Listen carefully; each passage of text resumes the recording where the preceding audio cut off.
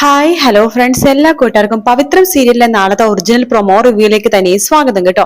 Channel ആദ്യമായിട്ടാണ് കാണുന്നുണ്ടെങ്കിൽ ഒന്ന് സബ്സ്ക്രൈബ് ചെയ്ത് ലൈക്ക് ചെയ്ത് സപ്പോർട്ട് ചെയ്യണേ. അങ്ങനെ നമ്മുടെ ശ്രീകാരി ആണെങ്കിൽ വിക്രത്തിനോട് പറയണ്ടേ, വിക്രം നിനക്ക് ഇവിടെ നിന്നോടെ, നിന്റെ കാര്യങ്ങളൊക്കെ ഞങ്ങൾ നോക്കിക്കോളാം എന്ന് പറയാണ്.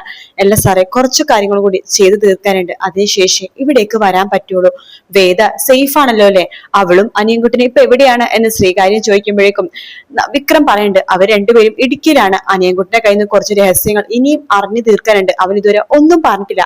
അവൻ എപ്പ വായ തുറക്കുന്നേ അപ്പോഴാണ് ഞങ്ങളുടെ കഷ്ടകാലം തീരുള്ളൂ. ഇപ്പൊ ഞാൻ ചെറിയൊരു കാര്യത്തിന് വേണ്ടി ഇവിടെ വന്നതാണ് എന്ന് പറയണം.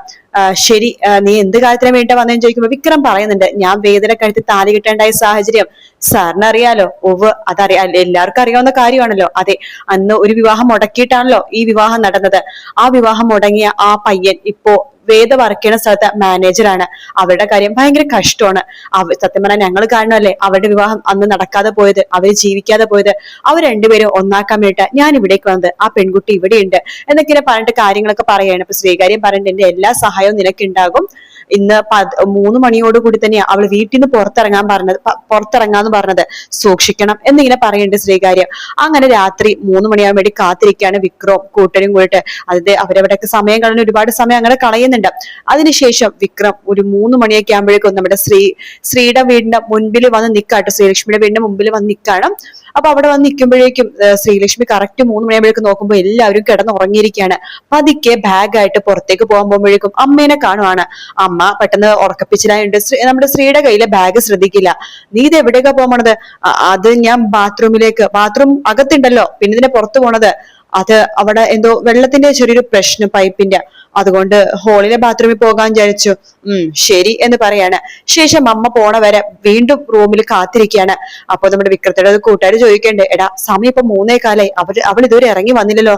എടാ ഞങ്ങളെ പോലെയാണോ അവൾക്ക് ഇതിനു മുമ്പ് ഇതുപോലെ ഇറങ്ങി വരാൻ പറ്റുമെങ്കിൽ എപ്പോഴേ സന്തോഷം അവൾ ഒന്നായനെ. അവളുടെ വീട് അത്രയ്ക്ക് സ്ട്രിക്റ്റ് ആണെന്നേ, നിനക്കിത് കണ്ടപ്പോ തന്നെ അത് മനസ്സിലാവുന്നില്ലേ? ആ പെൺകുട്ടി വരും, എനിക്ക് നല്ല വിശ്വാസമുണ്ട് എന്ന് പറയാണ്.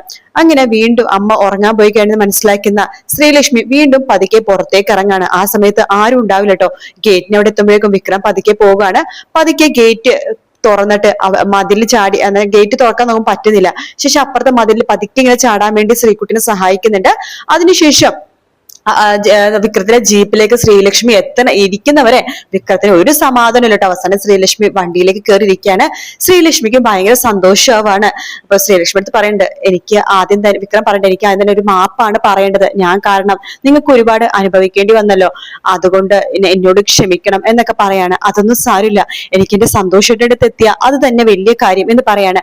സന്തോഷിന്റെ അടുത്ത് എത്തിക്കുക മാത്രല്ല, ഇന്ന് രാത്രി ആകുമ്പോഴേക്കും ഒരുപാട് അതിരാവിലെ, അതായത് ഇപ്പൊ ഇത്ര സമയമില്ലേ, നാളെ അതിരാവിലെ നമ്മൾ എന്തായാലും ഇടുക്കിയിലെത്തും. അവിടുത്തെ ഏതെങ്കിലും നല്ലൊരു അമ്പലത്തിൽ വെച്ചിട്ട് തന്നെ നിങ്ങളുടെ വിവാഹം നടത്താനാണ് ഞങ്ങൾ തീരുമാനിച്ചേക്കുന്നത് എന്നിങ്ങനെ പറയാട്ടോ. എന്നിട്ട് അവരിങ്ങനെ കുറച്ചു ദൂരം യാത്ര ചെയ്യുമ്പോഴേക്കും വിക്രം അവിടെയുള്ള കാര്യം എല്ലാവരും അറിയുകയും നാട്ടുകാരെല്ലാരും കൂടി റൗണ്ട് വിക്രത്തിന്റെ ജീപ്പിന് ചുറ്റുമായിട്ട് റൗണ്ട് ചെയ്യാണ്.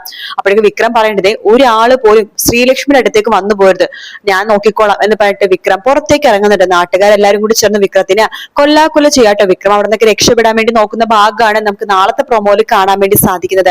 എന്തായാലും ഒരു കാര്യം ഉറപ്പാണ്, വിക്രം അവിടെ നിന്ന് ശ്രീലക്ഷ്മിനെയും കൂട്ടിക്കൊണ്ട് വരുന്നുണ്ട് ഇടുക്കിയിലേക്ക്. പക്ഷെ ഒരുപാട് കടമ്പകൾ കടന്നിട്ടാണ് അവർക്ക് നാളെ ഒന്നും അവിടേക്ക് എത്താൻ പറ്റില്ല.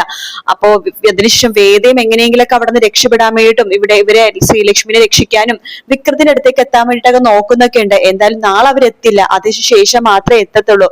സന്തോഷാണെങ്കിൽ വീണ്ടും ഒരു പയ്യന്റെ വേഷമൊക്കെ ഇട്ടിട്ട് നമ്മുടെ ശ്രീലക്ഷ്മിയുടെ കഴുത്തിൽ താലൊക്കെ ചാർത്താൻ വേണ്ടി കാത്തിരിക്കുകയാണ്. വിക്രം ശ്രീലക്ഷ്മിനെ കൂട്ടിക്കൊണ്ടു വരാമെന്ന് പറഞ്ഞ സമയം കഴിഞ്ഞു കേട്ടോ.